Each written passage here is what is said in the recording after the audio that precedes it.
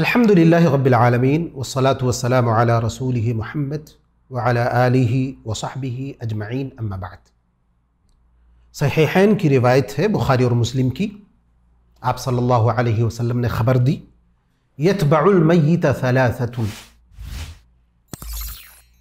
फयरजिउ इस्नानी व यबक़ा वाहिद, कि कोई भी आदमी जब उसकी वफ़ात होती है तो उसके पीछे दफन करने के लिए जो लोग जाते हैं या जिस तरह की चीज़ें जाती हैं, तीन तरह की चीज़ें,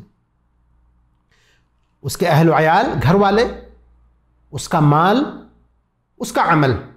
फयरजिउ इस्नान, दो वापस आ जाते हैं, यानी उसके घर वाले और उसका माल। माल से मतलब ये है कि उसके खदम व हशम, उसके जो यहाँ नौकरी करते थे या उसकी खिदमत के लिए जो लोग मामूर थे, या दूसरा मफ़हूम ये हो सकता है कि उसकी इज़्ज़त और उसके मालो जायदाद की वजह से जो लोग उसको मिट्टी देने के लिए आए हैं वो।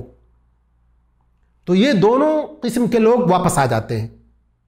अमल उसका सिर्फ बाकी बचता है उसके साथ। बहुत से लोग तो ऐसे हैं दुनिया में कि जिनके साथ ये तीनों चीज़ें नहीं रहती। ऐसी जगह वफ़ात हुई कि किसी को पता ही नहीं चला, तो वहाँ माल और अहल रहेंगे ही नहीं, सिर्फ उसका अमल रहेगा।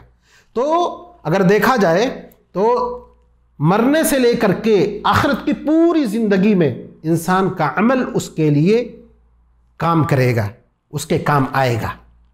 अमल अगर अच्छा है, जैसे कि दूसरी रिवायतों में मौजूद है कि जब इंसान कब्र में दाखिल होगा, अमल अच्छा है तो वो अमल खूबसूरत आदमी के शक्ल में उसके सामने आएगा। वो पूछेगा, भाई कौन हो? वो कहेगा, मैं तुम्हारा अच्छा अमल हूं जिनको तुम करते थे अपनी दुनियावी जिंदगी में। और अगर वही बुरा अमल है तो निहायत भयानक शक्ल में उसका अमल उसके सामने आएगा। वो पूछेगा, कौन हो तुम? तुम्हारे वो करतूत जो तुम दुनिया में करते थे।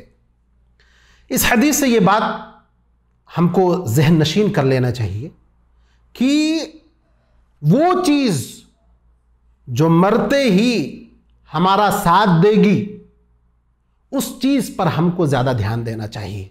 बहुत सारे लोग अहल अयाल अपने माल में मशगूल होकर के अल्लाह से गाफिल हो जाते हैं।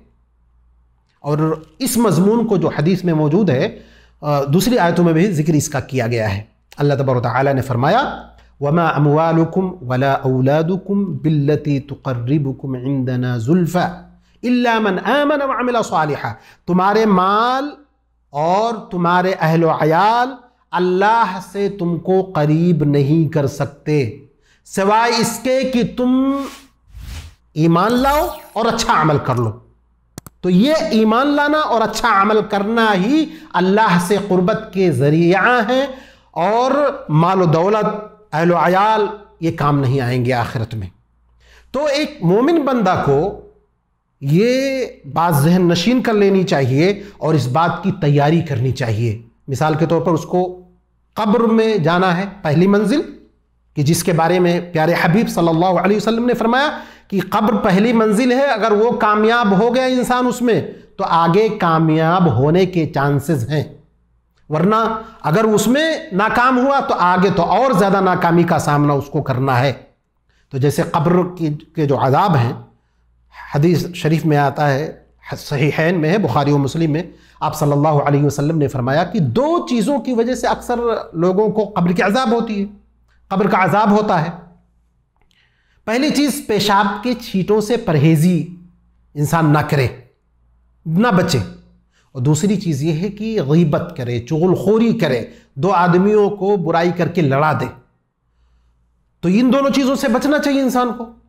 और दूसरी रिवायत में है, सूरतुल मुल्क की अगर कोई रोज़ाना तिलावत करता है तो कब्र के अज़ाब से इंसान को नजात मिलेगी।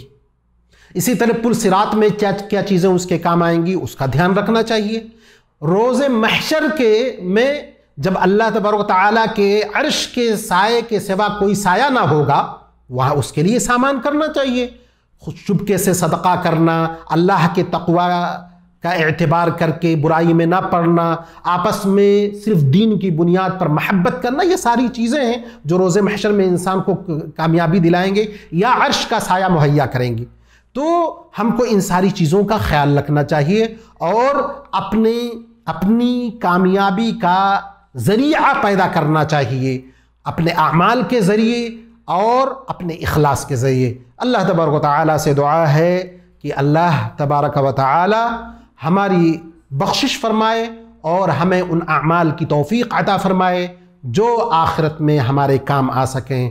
व आखिरु दावाना अनिल हम्दुलिल्लाहि रब्बिल आलमीन।